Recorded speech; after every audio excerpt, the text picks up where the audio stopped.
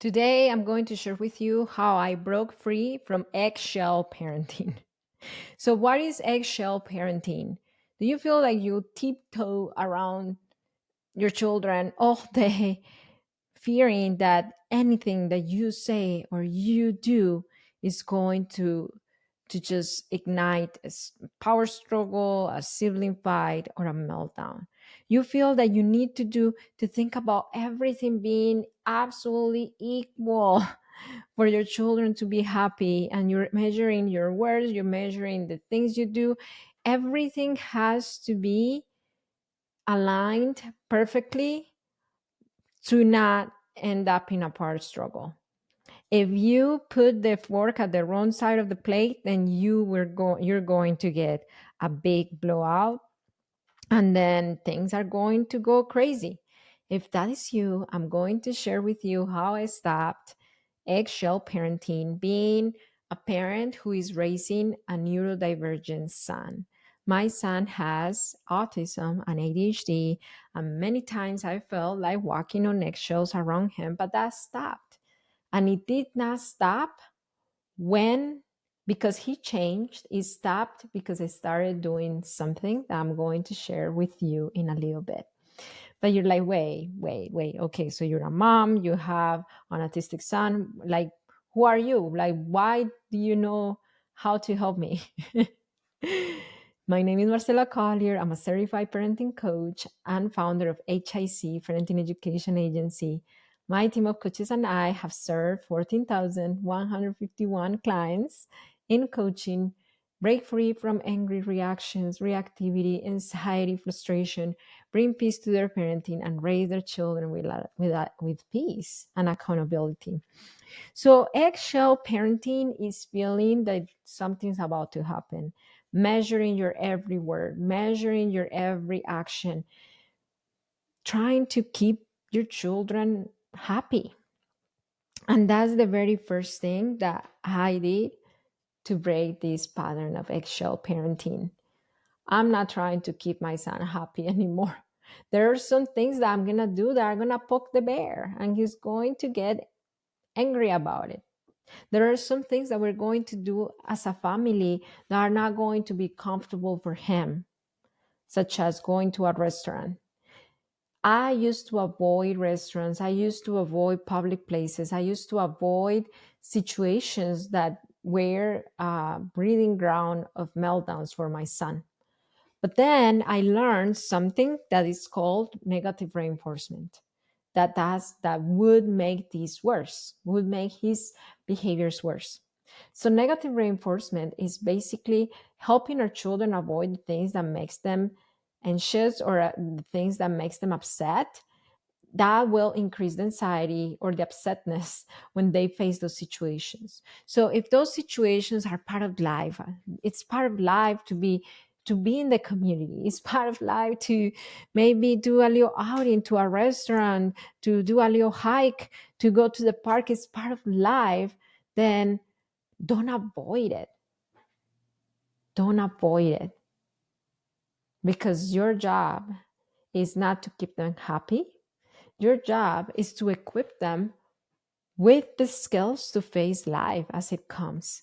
So the fact that my child is going to struggle at that restaurant outing, it gives me an opportunity to teach him how to cope with that kind of environment. So when I'm not around in the future, he knows what to do. We are robbing our children the opportunity of facing their fears, their anxiety, and building coping strategies when we're just avoiding situations to not poke the bear, to not rock the boat with them.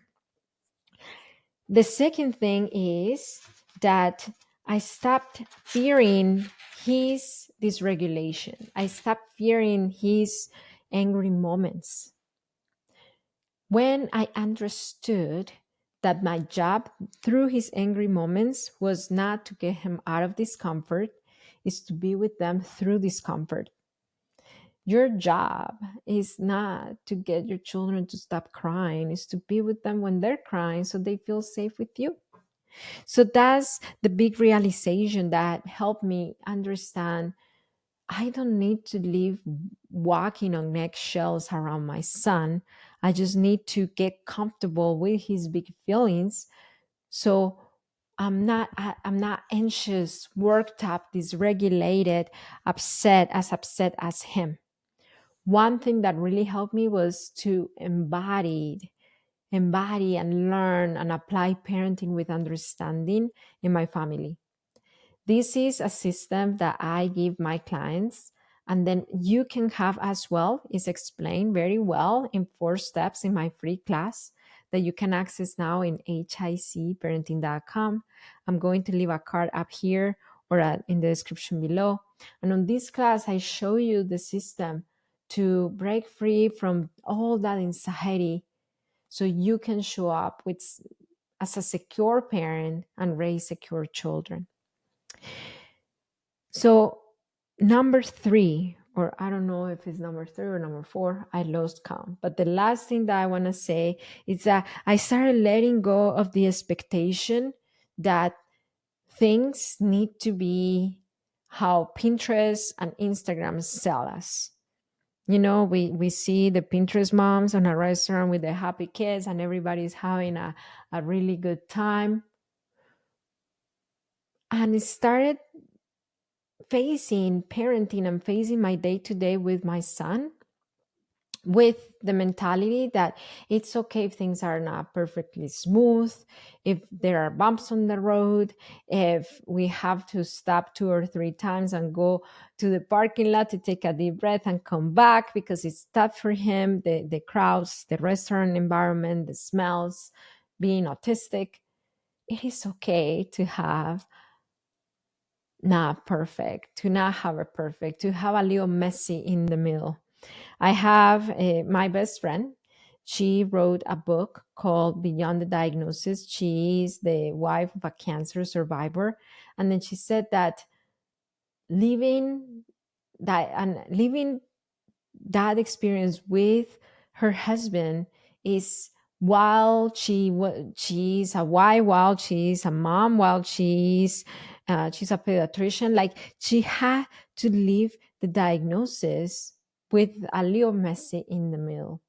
It's okay if your parenting is a little messy in the middle. It's not supposed to be perfect. So eggshell parenting really comes from us fearing our children's angry moments, trying to avoid and keep them happy, and two, from expecting things to be smooth all the time. So we avoid things to keep the peace.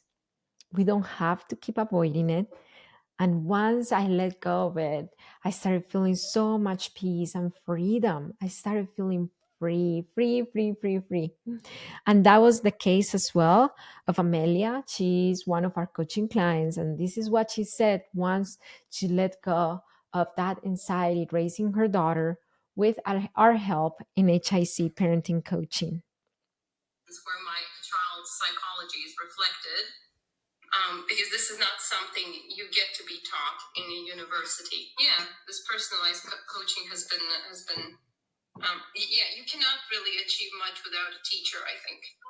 And with anything to do with a teacher or some coach or some support of some other person, like through a relationship, like that knowledge comes to life. How do you feel now as a parent compared to when you before you started? I think there's been like a whole like a personal transformation. Also, I just I've found so much peace, and I feel like I don't need to control so many things that I needed to control. That things are like I just let go of the situation. So that was Amelia. Walking on eggshells, eggshell parenting comes from our sense of needing to control the environment to look perfect, to look happy, to look smooth. And we don't have to. We don't have to. She did it with our help in parenting coaching, and you can do so if you want, if you want the direct guidance as well. But this is what I have for you here. Let go of control, let go of fearing or your child's dysregulation or upset moments, and start accepting the messy in the middle. because parenting is messy and raising kids could be a little messy in the middle. I have a question for you. How do you feel now? Are you is it like from 1 to 10? From 1 to 10. How easy is for you to let go of control? 10 being like very hard and 1 is very easy. Let me know your number in the comments. I'm very curious. Let's see what each other's numbers is. Let's encourage one another. Let's build this amazing community. And if this video helped you, share it with one friend. Share it with one parent friend who needs to hear that they don't have to live their children's childhood on walking on eggshells. Share it right now. And I want to say that it only takes understanding of yourself and of your children's needs to raise secure children. I'll see you next.